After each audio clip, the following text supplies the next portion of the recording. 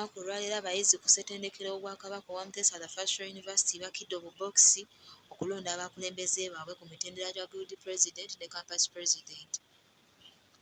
Akalulu kano kakomekkerezeddwa nga muna NUP Saka Hakim Bashir ameze munne, Mayanja Simon Peter ku bwa Campus President ate nga ne muna NRM Lukure Nampija Jacqueline amezzi banne babiri okubadde Kiza Boni Cheyune awamu ne Sibagala Joel ku bwa Guild President. Obuwanguzi bwa bano bulangiriddwa ssentebe w'akakiiko k'ebyokulonda Omwami Samuel Mukasa.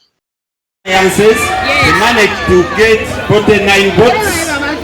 Simon in Faculty of Social Sciences, he managed to get 19 votes. Saka in Faculty of Education, he managed to get 120 votes.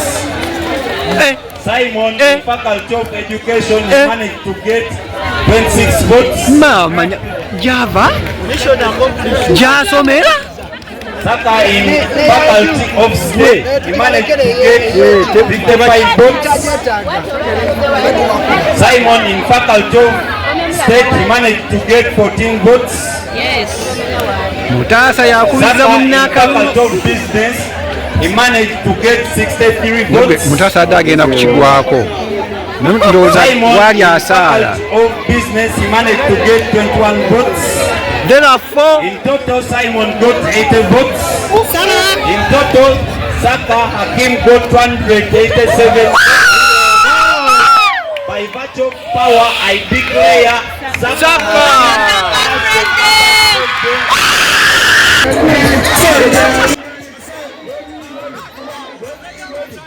Nalu Patricia, MRIU TV.